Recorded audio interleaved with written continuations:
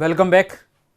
हम अंतिम टॉपिक को लेके प्रारंभ कर रहे हैं जो कि बहुत ही महत्वपूर्ण और नया जुड़ा टॉपिक है जो सामान्य राजस्थान की कृषि से संबंधित है। कृषि की सामान्य प्रक्रियाओं का अध्ययन हम पहले या पद्धतियों का अध्ययन पहले कर चुके हैं। राजस्थान में कृषि की स्थिति क्या है, वर्तमान स्थिति क्या है, कौन कौन सी फसलें यहाँ पर बोई जाती है, फसलों का वर्गीकरण क्या है और इसके अलावा इससे संबंधित कुछ सामान्य जानकारियों की यहाँ पर हम चर्चा करेंगे। तो हम प्रारंभ करने जा रहे हैं एक महत्वपूर्ण टॉपिक जिसका नाम है राजस्थान में कृषि या राजस्थान में खेती। राजस्थान में खेती से संबंधित कुछ प्रक्रियाओं के अंदर पहला पॉइंट अगर आप देखें, राजस्थान की अर्थव्यवस्था संपूर्णतः किस पर आधारित है?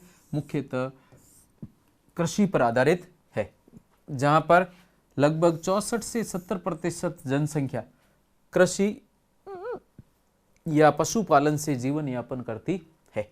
संपूर्ण आय का अर्थात जो राजस्थान की संपूर्ण आय है उसका लगभग 21% भाग कृषि से प्राप्त होता है, जो कि ग्रॉस डोमेस्टिक प्रोडक्ट या सकल घरेलू उत्पाद का 30%, 1.16% जल संसाधन राजस्थान में है। यहाँ पर संपूर्ण आय का 21% भाग कृषि से आता है और जीडीपी का जो कि 30% है या ग्रॉस डोमेस्टिक प्रोडक्ट या सकल घरेलू आय का कितना हिस्सा है? 30% हिस्सा कृषि के आय से प्राप्त होता है। अगली सूचना है इसमें 1.16% जल संसाधन राजस्थान में है और इन्हीं जल संसाधनों से सिंचाई को द्वारा हम कृषि को संपन्न करते हैं। भारत में कृषि भूमि का लगभग 10.2% भाग राजस्थान में स्थित है, लेकिन सिंचित संसाधन या जल संसाधन बहुत उसकी तुलना में बहुत कम होने के कारण राजस्थान के अंदर जो उपजाऊपन है वो सामान्य से कम मात्रा में होता है। उसका मूल कारण है सिंचित जमीन की उपलब्धता में कमी या जल संसाधनों की कमी एक महत्वपूर्ण कारक है। नेक्स्ट हम बात करते हैं, कुल क्षेत्रफल का 50 से 60% भाग कृषि अधीन है, अर्थात राजस्थान के कुल क्षेत्रफल का जो हिस्सा है उसमें से लगभग 50 से 60% भाग है जिस पर कृषि या खेती की जाती है। कुल कृषि का केवल 32.4% भाग ही सिंचित है, क्योंकि जल संसाधनों की कमी है और इसके लिए केवल कुल कृषि में सिर्फ केवल 32.4% कृषि ही सिंचित है। और यदि कुल क्षेत्रफल का देखा जाए तो लगभग इस 20 से 60 अगर मान लिया जाए तो लगभग 20% भाग जो कि संपूर्ण क्षेत्रफल का है सिंचित भाग में आता है, जो कि तुलनात्मक रूप से बहुत कम है और इसीलिए उत्पादकता यहाँ पर बहुत कम रहती है। राजस्थान में कृषि को, ये इंपॉर्टेंट शब्द ध्यान रखना, खेती करना मानसून का जुआ कहा जाता है, जिसमें यदि मानसून या बरसात समय पर होती है तो बम्पर पैदावार, और यदि बरसात नहीं होती है या निश्चित समय पर नहीं होती है तो जमीन के अंदर बोए गए बीज भी नुकसान करते हैं या उन बीजों के बराबर भी फसल प्राप्त नहीं होती है और इसीलिए इसे मानसून का जुआ कहा जाता है। राजस्थान में कृषि की विषम परिस्थितियां हैं। विषम परिस्थितियां क्यों है? क्योंकि यहाँ पर जमीन समतल नहीं है, उबड़ खाबड़ है, इसलिए यहाँ पर विषम परिस्थितियां हैं। नहरों द्वारा जीवन सुधरा है, लेकिन नहरों का जाल राजस्थान में बहुत कम है और ऐसी स्थिति के अंदर जहाँ जहाँ नहर आ चुकी है वहाँ जीवन मूल्यों के अंदर वृद्धि हुई है, जीवन सुधरा है। राज्य में उपजाऊ मिट्टियाँ है, लेकिन सिंचाई की कमी के कारण यहाँ पर उर्वरा शक्ति पूरी होते हुए भी पैदावार बहुत कम होती है या कृषि के अंदर फसल उत्पादन बहुत ही कम होता है। नेक्स्ट बात करें, ये चित्र यहाँ पर लेफ्ट साइड में दे रखा है, ये जीरे का चित्र है और इस सबसे आप वाकिफ होंगे, महत्वपूर्ण है और ये राजस्थान की प्रमुख फसलों के अंदर मानी जाती है जो कि व्यावसायिक फसल है। राजस्थान में कृषि की महत्वपूर्ण विशेषताएं कौन कौन सी हैं उनके बारे में एक बार चर्चा करते हैं। पहला है कृषि वर्षा आधारित प्रति हेक्टर उत्पादन क्षमता बहुत कम है, जो कि यहाँ पर विषम परिस्थितियों के कारण और वर्षा की पर्याप्त मात्रा न होने के कारण उत्पादकता बहुत कम होती है। सेकंड है कुओं व नलकूपों से सिंचाई होती है, ज़्यादातर यहाँ पर कुओं और नलकूपों से सिंचाई से होती है। नहरों का जाल राजस्थान में अभी भी बहुत कम या सीमित जिलों तक ही है, संपूर्ण जिलों के अंदर नहीं है। कृषि मुख्यतः मानसून आधारित है, क्योंकि यहाँ पर जल संसाधनों की अल्पता या कमी है। सामान्यतः एक ही फसल ली जाती है और उसका मूल कारण है सिंचाई। एक फसल ली जाने का मतलब है वर्ष में एक ही महत्वपूर्ण फसल, या तो वर्षा आधारित है या सिंचाई की कमी है तो 2 फसलें ली जाती है। और कुछ जगह जहाँ पर नहरें आ रही है वहाँ पर 3-3 फसलें, या जल की उपलब्धता ज़्यादा है वहाँ 3 या 4 फसलें भी ली जाती है। जल उपलब्धता 1.16% है और भूमि की उपलब्धता पूरे राजस्थान में 10 या पूरे भारत में 10.2% है। तो जल उपलब्धता कम होने के कारण भी यहाँ पर सिंचाई की सुविधा पर्याप्त नहीं है। भूजल स्तर में निरंतर गिरावट हो रही है, जब भूमि जल निरंतर कम होता जा रहा है, घटता जा रहा है। यहाँ तक कि यदि बाड़मेर जैसलमेर में देखें तो 700 से 1000 फीट की गहराई तक पानी उपलब्ध है, उससे कम ऊंचाई पर पानी उपलब्ध नहीं है। अर्थात भूजल स्तर निरंतर गिरता जा रहा है और कुछ जगह डार्क जोन बन चुके हैं जहाँ पर भूमिगत जल बिल्कुल नगण्य है या उपलब्ध ही नहीं है। बंजर या व्यर्थ भूमि की अधिकता है, जैसे कि जैसलमेर में व्यर्थ या बंजर भूमि की अधिकता होने के कारण यहाँ वहाँ पर कृषि केवल वर्षा आधारित ही संभव है, अन्यथा कोई कृषि संभव नहीं है, जल उपलब्धता नहीं है। बीहड़ भूमि भी राजस्थान में काफ़ी है और सर्वाधिक बीहड़ भूमि धौलपुर जिले के अंदर उपस्थित है। नकदी फसलों की यहाँ पर कम बुआई की जाती है, अधिकतर खाद्य फसलों का ही चलन है और उन्हीं की बुआई यहाँ पर ज़्यादातर की जाती है, चाहे वो रबी की फसल के अंदर गेहूँ हो या खरीफ की फसल के अंदर बाजरा हो, तो इन दोनों को ही अधिकतर बुआई की जाती है। नेक्स्ट है राजस्व की दृष्टि से सिंचित भूमि को यहाँ क्या नाम दिया जाता है, ये ध्यान रखना। हम बात कर रहे हैं राजस्व की दृष्टि से, तो राजस्व की दृष्टि से सिंचित भूमि के लिए इस शब्द का उपयोग करते हैं जिसको चाही कहा जाता है, और असिंचित भूमि है उसके लिए बारानी शब्द का उपयोग किया जाता है। ये दोनों शब्द बहुत इंपॉर्टेंट है, चाही और बारानी। ये दोनों राजस्व की दृष्टि से या भूमि को विभाजित किया गया है, जिसमें कि सिंचित भूमि को चाही और असिंचित भूमि को बारानी कहा जाता है। ये राजस्व विभाजन के रूप में 2 शब्द काम में लिए जाते हैं, महत्वपूर्ण है, नाम ध्यान रखने हैं। अब राजस्थान की हम ले रहे हैं महत्वपूर्ण फसलें। ये इन फसलों का वर्गीकरण हमने कृषि पद्धतियों के प्रारंभ में भी किया था, जहाँ पर हमने खरीफ और रबी फसल काम में ली थी, लेकिन हम यहाँ राजस्थान के संदर्भ में बात कर रहे हैं तो यहाँ पर भी फसलों को हम 3 भागों के अंदर विभाजित करते हैं। पहली फसल है खरीफ की फसल, इसके 2 नाम है, सावणु फसल कहा जाता है या इसी फसल को हम उनाड़ू फसल कहते हैं, उनाड़ू या सावणु कहते हैं, या इसी का दूसरा नाम है खरीफ की फसल। कृषि क्षेत्र के 60 से 65% भाग में बोई जाती है, जो कि जून जुलाई के अंदर बोई जाती है, जबकि सितंबर अक्टूबर में जाकर के काटी जाती है। उसी को हम खरीफ, सावणु या उनाड़ू फसल कहते हैं। खरीफ फसलें बारानी क्षेत्र में, ये नाम ऊपर आ चुका है देखिए, असिंचित भूमि को बारानी कहा जाता है। तो खरीफ फसलें बारानी क्षेत्र में पैदा की जाती है जो कि असिंचित है, वर्षा आधारित है, वर्षा आधारित होती है। जैसे एग्जाम्पल आप देखें, खरीफ या सावणु उनालू फसल के एग्जाम्पल में ज्वार, बाजरा, मूंग, मोठ, दालें, मूंगफली, मक्का, धान या चावल, कपास, गन्ना, ग्वार, सोयाबीन, तिल, अरहर, उड़द, ये सभी फसलें सावणु या उनाड़ू फसलें हैं और इन फसलों को जून से जुलाई में बोया और सितंबर अक्टूबर में जाकर के इनकी कटाई की जाती है। दूसरे प्रकार की फसल है जिसको कहा जाता है रबी, या इसी का दूसरा नाम है सियाड़ू कहते हैं। सियाड़ू फसल या रबी कौन सी है?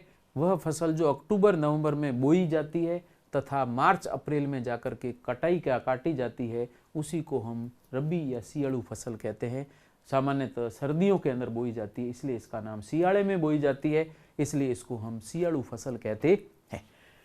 रबी या सियाड़ू फसलें कौन कौन सी है, ध्यान से देखें। राई, सरसों, गेहूं, सर्वाधिक उत्पादन गेहूं का ही यहाँ पर होता है। कौन सी? रबी की फसल में, ब्रैकेट में लिख रखा है, ध्यान रखना है।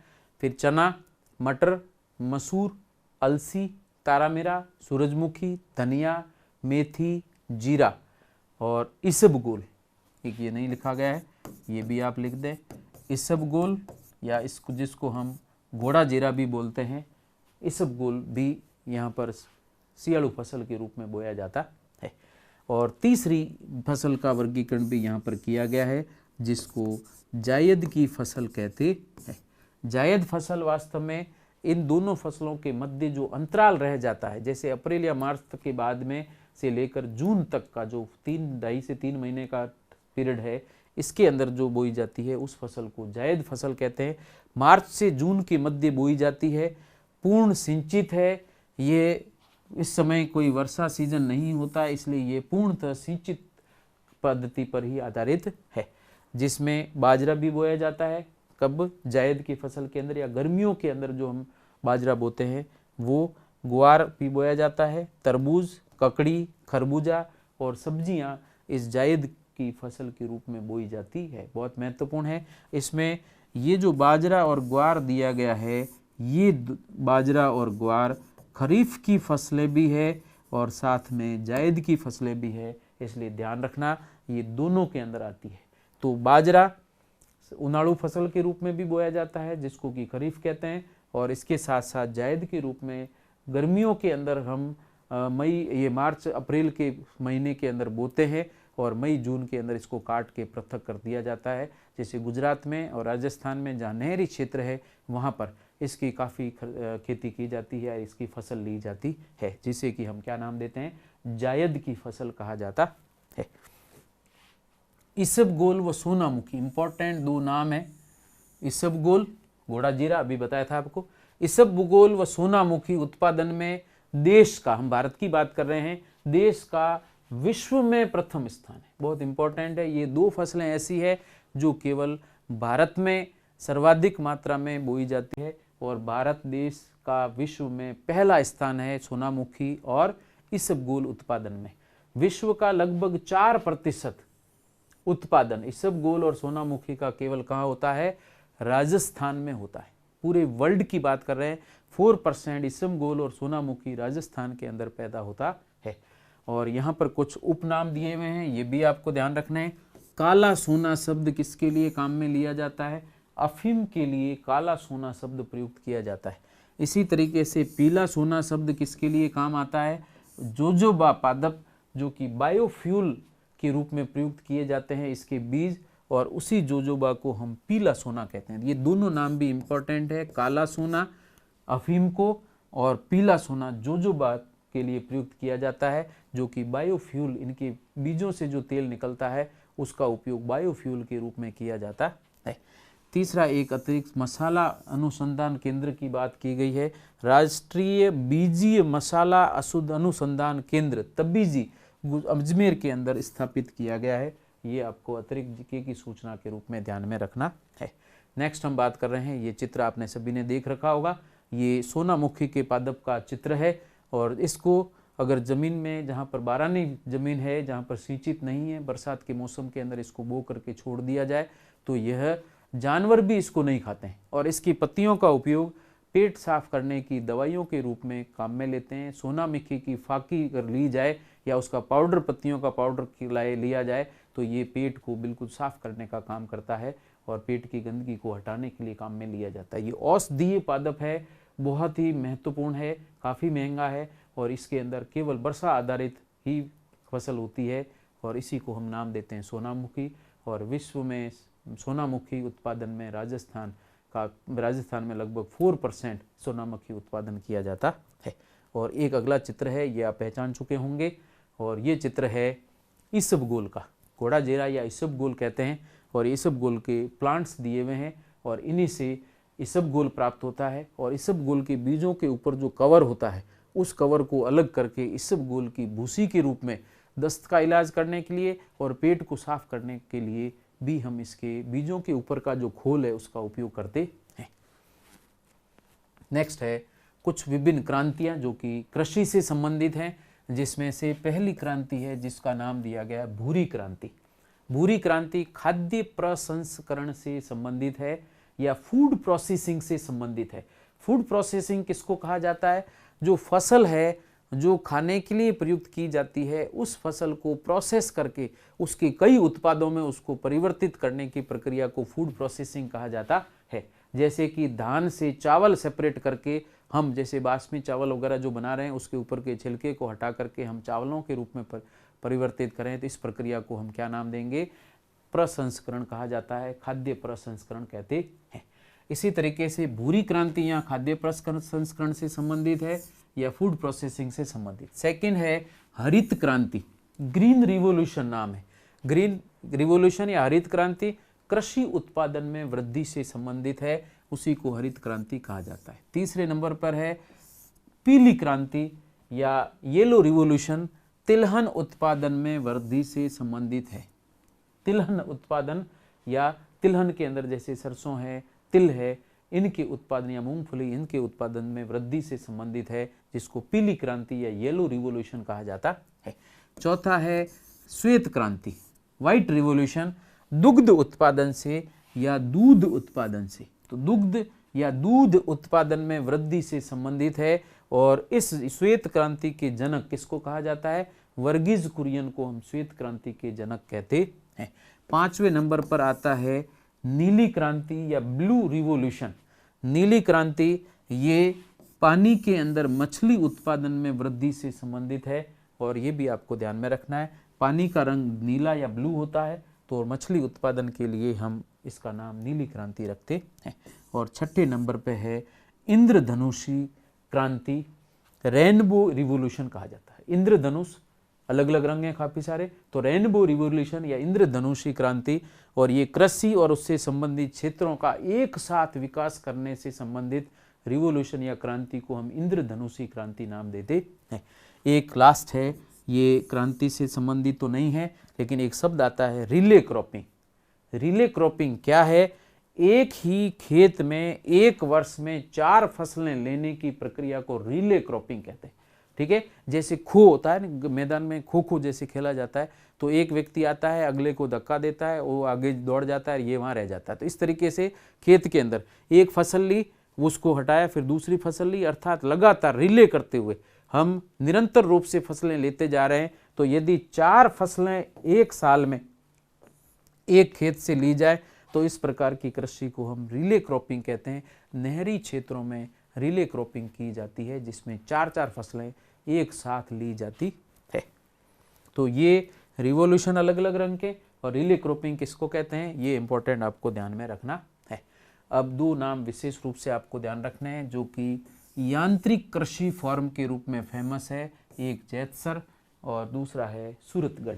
तो सूरतगढ़ और जैतसर 2 यांत्रिक कृषि फॉर्म है, महत्वपूर्ण है, और यह यहाँ पर राजस्थान के अंदर यांत्रिक कृषि फॉर्म के रूप में विकसित हैं।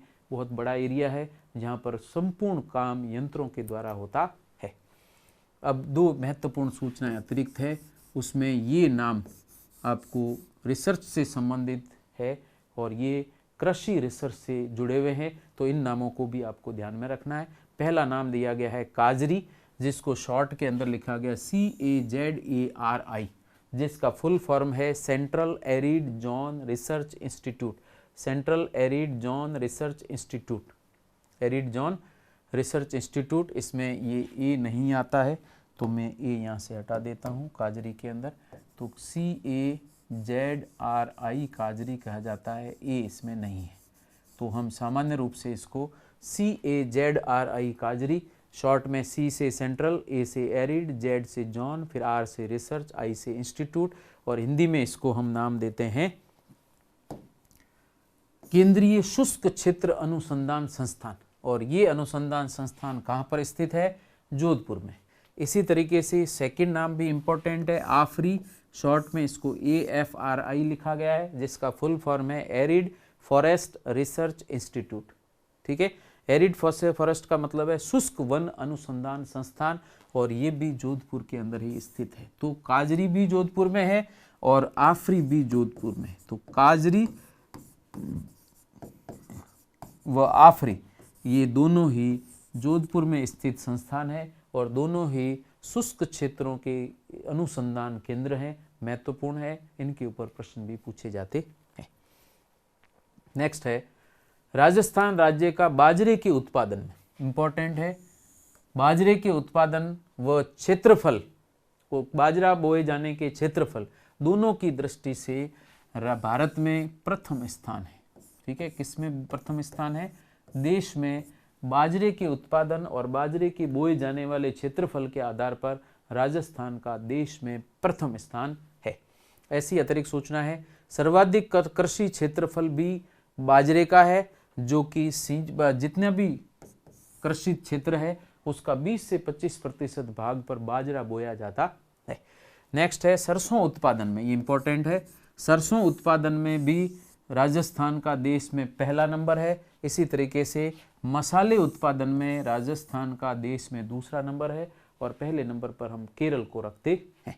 इसके अलावा कुछ महत्वपूर्ण फसलें जो अधिक में राजस्थान में बोई जाती है उसमें बाजरा है, सरसों है, रेपसीड है, धनिया है, जीरा है, मेथी है, ग्वार है, मोठ है, ये सभी अधिक के अंदर राजस्थान के अंदर बोई जाती है। अब एक और अतिरिक्त सूचना है, ये अतिरिक्त उत्पादन से संबंधित प्रक्रिया है और एक चित्र आपको दिया हुआ है, आप देख करके पहचान गए होंगे। ये सरसों के खेत में पुष्पीकरण होने के बाद का चित्र है और ये सरसों की फसल का चित्र दिया गया है। और सर्वाधिक उत्पादित क्षेत्रों में तिलहन के अंदर, ठीक है, तिलहन के अंदर राई व सरसों, कृषि क्षेत्रफल में सर्वाधिक मात्रा के अंदर तिलहन में राई और सरसों उगाई जाती है। दूसरा है अनाज के अंदर गेहूं सर्वाधिक मात्रा में राजस्थान में उगाया जाता है या उत्पादित होता है। तो सर्वाधिक उत्पादन तिलहन में राई और सरसों का, अनाज में गेहूं का, दालों में चने का और कृषि क्षेत्रफल बोए गए क्षेत्रफल के अनुसार मोठ का। सर्वाधिक सिंचित मोठ क्या काम आती है, ये भी दाल है और ये दालें बनाने के लिए, पापड़ बनाने के लिए या नमकीन बनाने के लिए हम ज़्यादातर मोठ का या पकोड़े बनाने के लिए ज़्यादातर मोठ का उपयोग करते हैं। सर्वाधिक सिंचित क्षेत्रफल राजस्थान में कहाँ पर है, गंगानगर में, और गंगानगर के क्षेत्रफल का 87% भाग सिंचित क्षेत्रफल है, अर्थात जो जमीन जहाँ पर फसल हो रही है उस फसली जमीन में से 87% 87% भाग सिंचित है, अर्थात मैक्सिमम भाग राजस्थान में गंगानगर में सिंचित क्षेत्र है जो कि नहरों के कारण है। न्यूनतम सिंचित क्षेत्रफल के फल के रूप में देखा जाए तो चूरू के अंदर न्यूनतम सिंचित क्षेत्रफल केवल कितना है, 5% ही है। फिर एक और चित्र दिया गया है, ये आप चित्र को पहचान के देखें, काय का चित्र है, इधर राइट लेफ्ट साइड के अंदर दे रखा है जिसके अंदर फलियां आपको बता रखी है और ये बिल्कुल ठीक है। मोठ का चित्र है, ये मोठ का चित्र है जो कि एक दलहन है, दाल है, लेग्यूमिनेसी पादप की श्रेणी में आता है, जो फलीदार पादप है मोठ, और इसी के जड़ों के अंदर, ग्रंथियों के अंदर राइजोबियम जीवाणु पाया जाता है क्योंकि ये मोठ फलीदार पादप है, उसी के जड़ों में राइजोबियम उपस्थित होता है। कृषि में सबसे बड़ी बाधा, राजस्थान में कृषि में सबसे बड़ी बाधा कौन सी है उसका आपको नाम ध्यान रखना है, वर्षा की अनिश्चितता एवं वर्षा की कमी राजस्थान में कृषि की सबसे बड़ी बाधा है। यदि नियमित और लगातार निरंतर वर्षा होती रहे तो राजस्थान में कृषि के संदर्भ में अत्यधिक फसलीकरण हो सकता है क्योंकि यहाँ की जमीन अत्यधिक उपजाऊ प्रकृति की है, लेकिन वर्षा या वर्षा की अनिश्चितता के कारण फसलीकरण प्रॉपर या आधिक्य में नहीं हो पाता है। सिंचाई सुविधा का यहाँ पर अभाव है, ये भी एक बहुत बड़ी बाधा है, न तो वर्षा समय पर होती है, न अधिक में अधिक होती है और न ही सिंचित है, इसलिए यह कृषि के लिए सबसे बड़ी राजस्थान की बाधा के रूप में प्रदर्शित की गई है। सर्वाधिक कृषित क्षेत्रफल कहाँ पर है, बाड़मेर जिले में सबसे अधिक कृषि क्षेत्रफल है या कृषि किया जाने वाला क्षेत्र उपस्थित है। सबसे कम कृषि क्षेत्रफल कहाँ पर है, राजस्थान में, राजसमंद में, और राजसमंद में चूंकि वहाँ पर पहाड़ी क्षेत्र है इसलिए वहाँ पर कृषि क्षेत्रफल बहुत ही कम है। केंद्रीय सरसों अनुसंधान केंद्र कहाँ पर स्थित है, इसके ऊपर प्रश्न पूछा जाए तो आपको ध्यान रखना है सेंवर भरतपुर के अंदर केंद्रीय सरसों सेंट्रल सरसों अनुसंधान केंद्र उपस्थित है, सेंवर भरतपुर के अंदर। एक और है इंपॉर्टेंट सूचना, इसबगोल, नंबर 2 जीरा, नंबर 3 टमाटर, बहुत ही महत्वपूर्ण है। इसबगोल, जीरा और टमाटर की खेती में सिरोही और जालोर जिले बहुत ही महत्वपूर्ण हैं और राजस्थान में इन दो जिलों में बहुत अधिक मात्रा के अंदर ये फसलें बोई जाती है और इनका उत्पादन बहुत अधिक होता है। और आजकल आपने देखा होगा मार्केट में जो मैक्सिमम टमाटर अभी आ रहे हैं वो जालोर और सिरोही से आ रहे हैं। एक और नाम दे रखा है ताउसर नागौर, और यहाँ की हरी पान मेथी बहुत ही फेमस है और हरी पान मेथी के उत्पादन में तउसर नागौर का नाम महत्वपूर्ण और सबसे प्रसिद्ध है। और यहाँ की हरी पान मेथी जो है ये आपके सब्जी में या मसाले में या कड्डी में डालने के लिए जो हम काम में लेते हैं वो मैक्सिमम यहीं से आती है। फिर कुछ और सूचनाएं हैं, उसमें से अगली है केंद्रीय कृषि अनुसंधान केंद्र कहाँ पर स्थित है? दुर्गापुरा, जयपुर में। हम सेंट्रल और महत्वपूर्ण केंद्रों की बात कर रहे हैं तो उसके अंदर ये भी महत्वपूर्ण केंद्र है, केंद्रीय कृषि अनुसंधान केंद्र, और ये दुर्गापुरा जगह है, वहाँ जयपुर के अंदर स्थित है। भारत में हरित क्रांति के जनक या ग्रीन रिवॉल्यूशन के फादर या जनक किसको कहा जाता है? भारत में इसके जनक डॉक्टर MS स्वामीनाथन को कहा जाता है। तो नाम ध्यान रखना, डॉक्टर MS स्वामीनाथन, जिनको भारत में हरित क्रांति के जनक कहा जाता है। फलों का सर्वाधिक उत्पादन कहाँ पर हो रहा है? गंगानगर में हो रहा है, जहाँ पर किन्नू सबसे फेमस है। आजकल मार्केट में जो सबसे अधिक पीले रंग के फल आते हैं संतरे की तरह के, वो किन्नू है और गंगानगर में सबसे ज़्यादा बोए जाते हैं। गंगानगर राजस्थान का अन्न भंडार या धान का कटोरा कहलाता है। तो ये भी आपको उपनाम ध्यान रखना है, क्योंकि यहाँ पर अधिक्य के अंदर अन्न उपजाया जाता है, इसलिए इसको धान का कटोरा या चावल उपजाए जाने के कारण धान का कटोरा कहा गया है। यहाँ पर लगभग कितने प्रकार की फसलें ली जाती है? गंगानगर में लगभग 25 प्रकार की फसलें ली जाती है। एक भूरी क्रांति, ये शब्द पहले भी आया था। तो भूरी क्रांति के अंतर्गत खाद्य प्रसंस्करण का कार्य किया जाता है। ये हम पहले क्रांतियों वाले पॉइंट्स के अंदर ले चुके हैं। तो खाद्य प्रसंस्करण में बढ़ावा देने के लिए भूरी क्रांति की जाती या का उपयोग किया जाता है। बीकानेर में खजूर अनुसंधान केंद्र स्थापित है और खजूर की खेती आज जैसलमेर, बाड़मेर, जालोर और सिरोही जिलों के अंदर भी आधिक्य में हो रही है, महत्वपूर्ण है। तो इसका अनुसंधान केंद्र आपको ध्यान में रखना कहाँ पर है? बीकानेर के अंदर खजूर अनुसंधान केंद्र स्थापित किया गया है। एक अतिरिक्त और महत्वपूर्ण सूचना है जो कि आपको ध्यान में रखनी है और इसी टॉपिक से संबंधित है, इसलिए मैंने यहाँ पर ले रखी है। राष्ट्रीय सुरक्षा सिंचाई मिशन 2005-6 जो दिया गया है, में ड्रिप व फव्वारा सिंचाई को बढ़ावा देने के लिए यह राष्ट्रीय सूक्ष्म सिंचाई मिशन लागू किया गया था 2005-6 में। किसको बढ़ावा देने के लिए? ड्रिप इरिगेशन या फव्वारा सिंचाई के लिए हमने इसका मिशन का 2005-6 के अंदर बढ़ावा देने के लिए इसको काम में या उपयोग में लिया था या इसका नामकरण या प्रारंभ किया था। तो राष्ट्रीय सूक्ष्म सिंचाई मिशन 2005-6 में हमने इन दोनों को बढ़ावा देने के लिए इसको काम में लिया।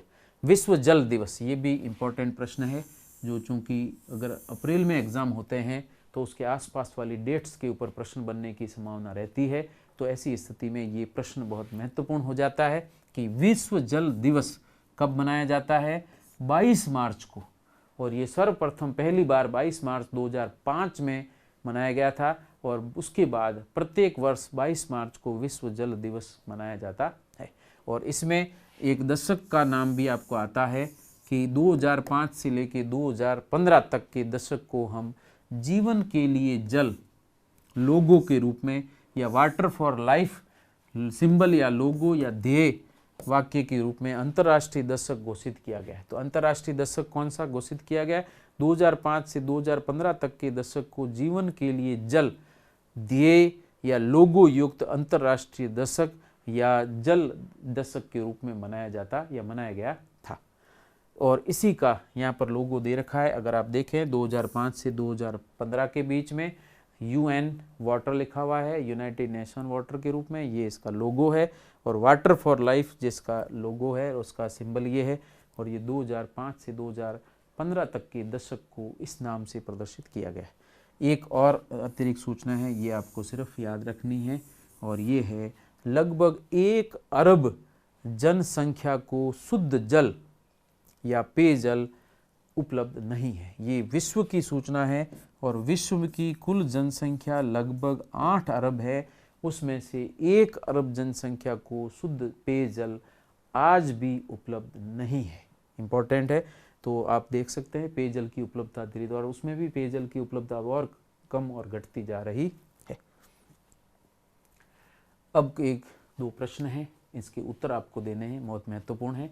जिसमें दिया हुआ है कॉलम अ में दिए गए शब्दों का मिलान कॉलम ब से कीजिए, जिसमें कॉलम अ के अंदर आपको दे रखा है खरीफ फसल, ब में दिया रबी फसल, स में दिया रासायनिक उर्वरक और द में दिया है कार्बनिक खाद।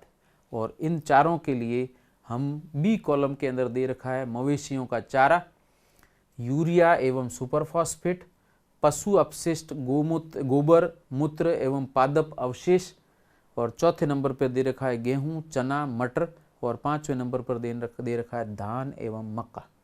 ठीक है, तो इन पांचों को आपको इससे जोड़ना है।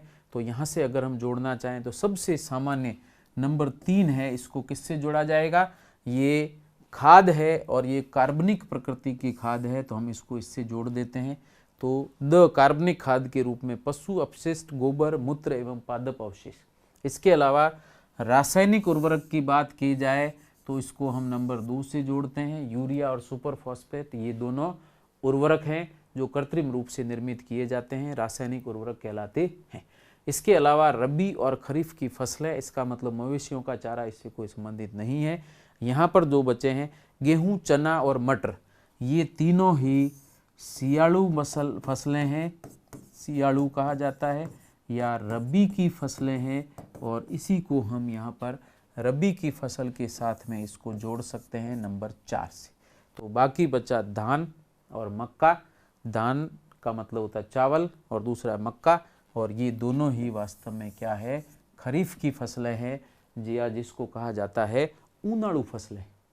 तो ऊनाड़ू फसल में धान और मक्का खरीफ में। तो इस तरीके से इस टाइप के अगर प्रश्न पूछे जाते हैं तो मिलान में आप मिला करके फिर लास्ट में प्रश्न में वो कूट कौन कौन से दे रखे हैं उसके आधार पर इसका उत्तर सेलेक्ट करने की कोशिश करें। महत्वपूर्ण प्रश्न है, ध्यान रखें। नेक्स्ट हम बात करते हैं हवा, पानी तथा मृदा से प्राप्त होने वाले कुछ पोषक तत्व हैं, इनका सारणीबद्ध यहाँ पर नाम दिए गए हैं जो आपको याद रखने हैं। मैं एक बार देख लेता हूँ स्रोत कौन कौन से हैं और उनसे कौन कौन से पोषक तत्व प्राप्त होते हैं। तो उसमें पहला दिया गया हवा, स्रोत से कार्बन और ऑक्सीजन प्राप्त होती है, जिसमें कार्बन कार्बन डाइऑक्साइड के रूप में, ऑक्सीजन O2 के रूप में, ये दोनों हवा से प्राप्त होते हैं। इन्हीं के उपयोग के द्वारा पादप प्रकाश संश्लेषण की क्रिया के द्वारा कार्बोहाइड्रेट या ग्लूकोज निर्मित करते हैं। पानी से जो पोषक तत्व पौधों को प्राप्त होते हैं मृदा से प्राप्त होने वालों में से, तो पानी से प्राप्त होने वाले पोषक तत्वों में हाइड्रोजन और ऑक्सीजन है। चूंकि जल का सूत्र होता है H2 और O, तो हाइड्रोजन और ऑक्सीजन दोनों ही जल से प्राप्त होने वाले पोषक तत्व हैं। इसी तरीके से मृदा की बात करें तो सर्वाधिक पोषक तत्व मृदा से प्राप्त होते हैं, और उनमें से पहला है वृहद पोषक तत्व, अर्थात आधिक्य में जो पोषक तत्व प्राप्त होते हैं वो है नाइट्रोजन, फास्फोरस, पोटेशियम। तो इसको आपने शॉर्ट में NPK पहले ही नाम दे रखा है। इसके अलावा कैल्शियम, मैग्नीशियम और सल्फर, ये वृहद पोषक तत्व हैं जो मृदा से पौधों को प्राप्त होते हैं। इसके अलावा सूक्ष्म पोषक तत्व या कम मात्रा में पोषक तत्व भी कौन से हैं जो मृदा से प्राप्त होते हैं? तो उसमें है आयरन, मैंगनीज, बोरॉन, मैं इसके प्रतीक लिख रहा हूँ, iron, manganese Mn, boron B, zinc, copper, molybdenum, और लास्ट में है क्लोरीन। तो ये सभी सूक्ष्म पोषक तत्व हैं, ये पौधों से, ये पौधों को जमीन से या मृदा से प्राप्त होते हैं। तो ये हैं स्रोत और ये उनसे प्राप्त होने वाले पोषक तत्व, और ये सभी पोषक तत्व पौधों को प्राप्त होते हैं। तो कहाँ से कौन सा पोषक तत्व प्राप्त होगा, इसकी जानकारी हमें इस टेबल से प्राप्त होती है। और इसी के साथ अपना ये महत्वपूर्ण टॉपिक खत्म होता है। और इसमें जो जो सूचनाएं दे रखी है इनको आप 1-2 बार पढ़ें, उनको नोट करके रखें, या PDF दी है तो उसको बार बार इसको पढ़ें, और इसकी महत्वपूर्ण सूचनाओं को अपनी कॉपी के अंदर एक पेपर में लिख कर रखें। और यह बहुत ही महत्वपूर्ण प्रश्नों के रूप में जो अधिकतम मैक्सिमम प्रश्न बन सकते थे उनको यहाँ पर संकलित करके आप तक पहुँचाया है। और इसी के साथ अपना रीट लेवल 2 साइंस की संप्लीट प्रक्रिया यहाँ पर समाप्त होती है। Thank you so much.